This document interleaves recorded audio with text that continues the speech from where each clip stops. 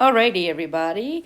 This is going to be a quick video just to finish up our discussion of acid and base balance. And then I have a little review exercise just to help you get prepared for your exam coming up. All right. So we were ending in lecture talking about acid and base balance. And we said that there are two types of buffer systems. And remember, a buffer system is something that helps regulate blood pH. Helps regulate blood pH. It's called a buffer system because it buffers against big switches or big changes in pH. We have two types of buffers. The chemical buffers are our short-term. It's not permanent, but it's a short-term chemical buffer. And then we have our long-term buffer, which would be the physiological body systems that we already know help to maintain pH, which of course would be the respiratory and urinary. So let's quickly review the chemical buffers. The chemical buffers are short-term, and no matter which chemical buffer it is, it has to have a weak acid, a weak base, and hydrogen ions. Maybe I'll try blue today. The way that they work is a chemical buffer system will release either the weak acid or weak base, depending on what's needed to bring pH back to normal. If our blood becomes too acidic, if our problem is too much acid, what can a chemical buffer system temporarily release to counteract it? If my problem is too much acid, we can release a weak base to temporarily counteract. So in essence, it's releasing the opposite. In lecture here, the example of a chemical buffer system that I'm asking you to know is the carbonic acid bicarbonate buffer system. This happens to be the buffer system, the chemical buffer system that we utilize most in the extracellular fluid, which is another way of saying blood. In lab, your lab experiment this coming week is going to be using the phosphate buffer system. It doesn't matter which specific chemical buffer system it is, they each have to have weak acid, weak base, hydrogen ions. So we're going to use this example, carbonic acid bicarbonate. Here's the equation that you love so much. You don't have to write this out. You don't even have to know the specifics other than it's a chemical buffer. What does it have? It has a weak acid and a weak base and hydrogen ions. I do want you to know the example. If pH drops, and that's the more common scenario, if pH drops, if the pH is too low, it's too acidic, what's going to be released or dissociated? The weak base. When the weak base is released or dissociated, the equation moves to the left. That's just the visual representation of this weak base being dissociated or released. So what do you need to remember? You need to remember that in this carbonic acid bicarbonate buffer system, when pH drops, when it's too acidic, the equation shifts to the left. When it shifts to the left, because our problem is too much acid, we're releasing or dissociating the weak base. If you memorize this, you will automatically know the other. What would the other one be? If my pH is too high, it's too alkaline, we want to release or dissociate the weak acid, which means the equation shifts to the right. Just memorize it one way. If it were me, I'd go with the more common one. When the pH drops, the equation shifts to the left because the weak base is being released or dissociating. Keep it simple. Okay. This is all extra. You don't need to know that. In lab, you're going to be looking at the phosphate buffer system. For me, you don't need to know the equations. But we can point out, what does each chemical buffer system need? Weak acid, weak base, hydrogen ions. Weak acid, check. Weak base, check. Hydrogen ions, check. Good. And then we're going to remember that. And again, I apologize for these arrows and circles. The formatting gets messed up when I bring these over to my iPad. Remember, the chemical buffers are short-term buffers. The chemical buffers are only a short-term solution. It's not permanent. We're always going to be transitioning to the physiological, which is our long-term permanent buffer. And we already know. What are our two physiological buffers? The respiratory system and the urinary system. How does the respiratory system help to regulate pH? We can exhale more or less CO2. How does the urinary system regulate pH? By reabsorbing more or less bicarbonate. And by the way, this equation can also show this. Anytime we want to utilize the lungs to release more CO2, we move the equation all the way to the left. I know. But you can just keep it simple. Remember, how do we use the respiratory and urinary system to regulate pH? Okay. At the end of this, the only other thing that I want you to review is the definition of acidosis and alkalosis. Acidosis is any time the blood pH drops below the normal range.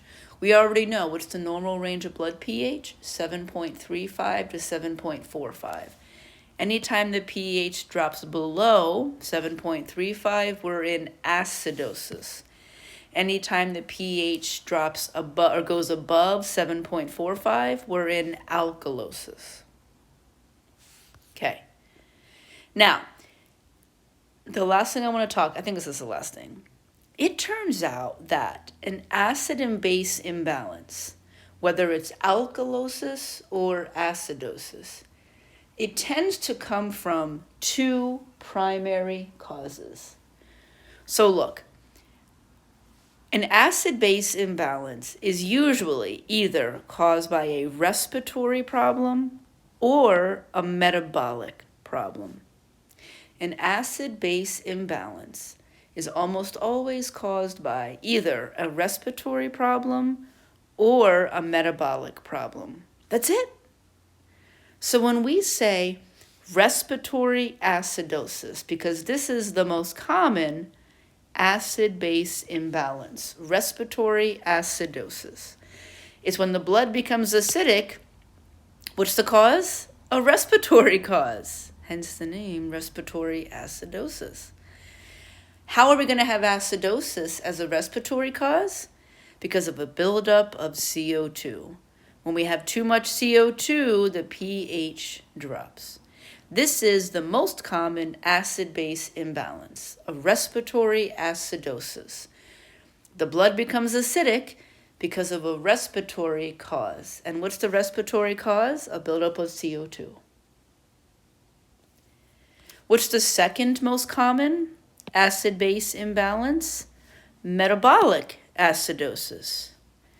Metabolic acidosis is when the blood becomes acidic, but instead of from a respiratory cause, what's the cause of a metabolic acidosis?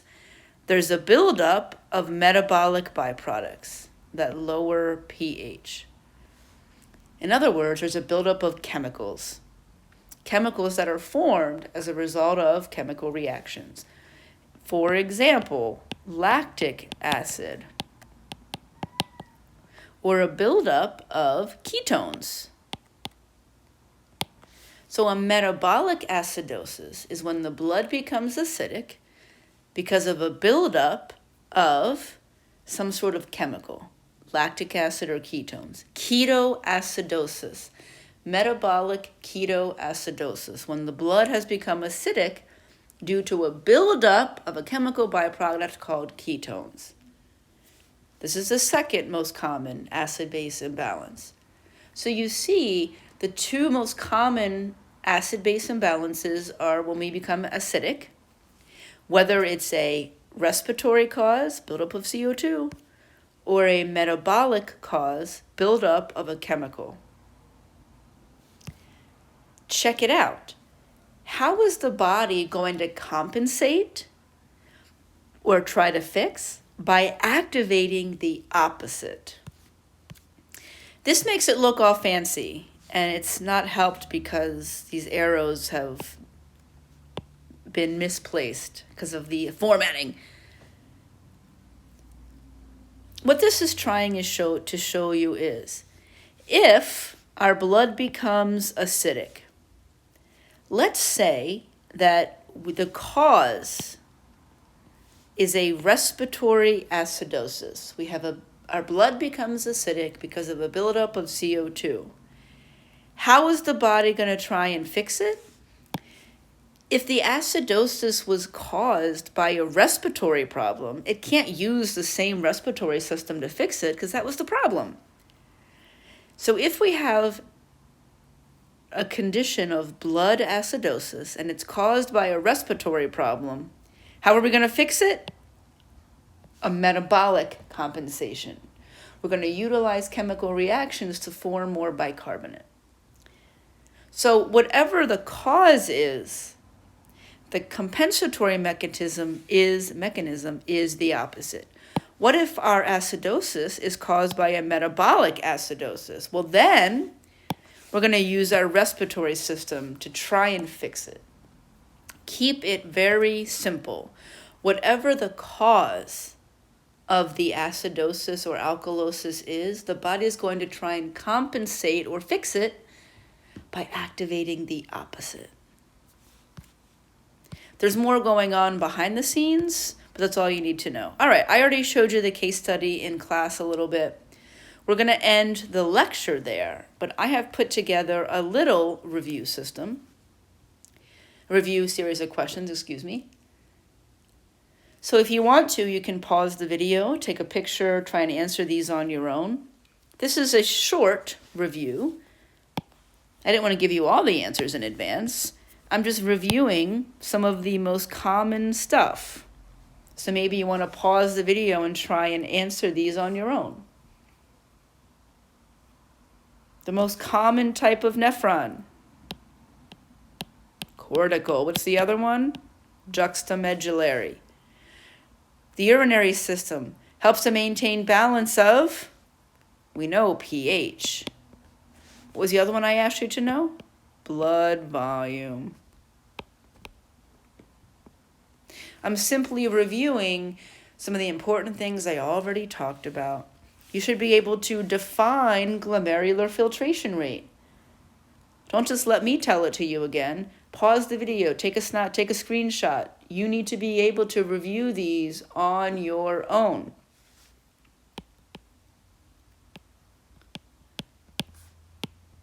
Volume of filtrate or urine formed. Make sure you know the unit of time.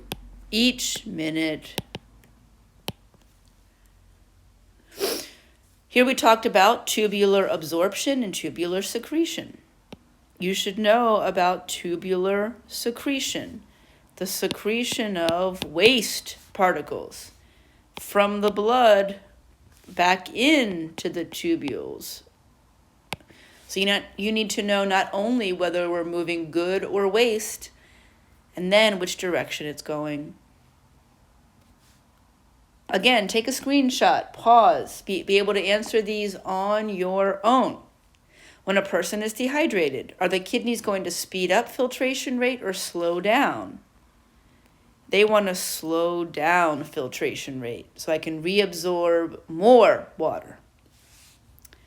During glomerular filtration, the blood is filtered by size.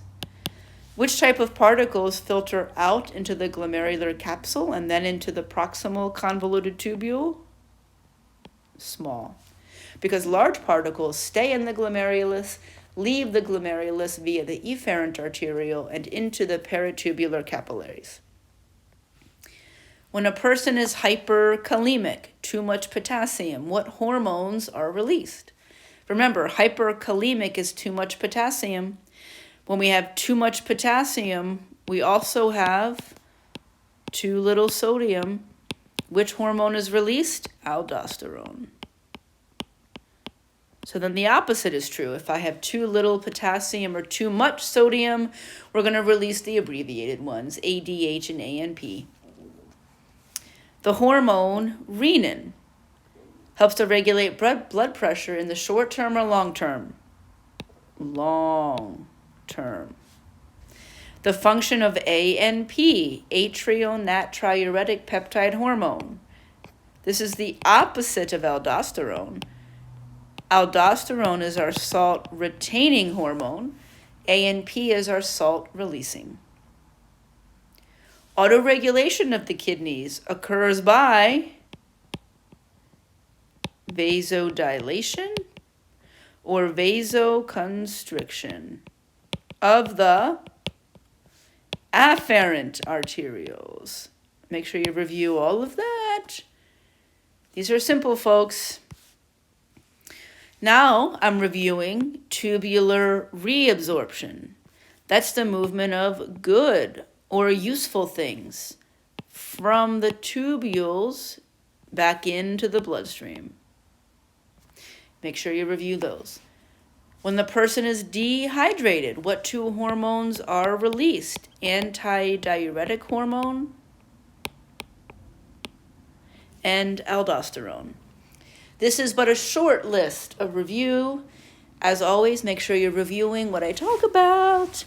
All right, folks, any questions between now and the test, you let me know. Good luck.